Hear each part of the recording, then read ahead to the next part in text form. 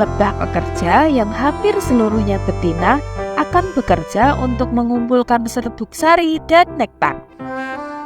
Dua bahan itu akan digunakan untuk membuat madu yang juga sering teman-teman nikmati.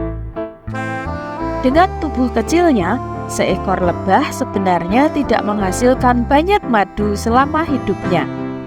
Tapi dalam satu sarang ada ribuan lebah, maka semua hasil kerja setiap lebah bisa terlihat banyak.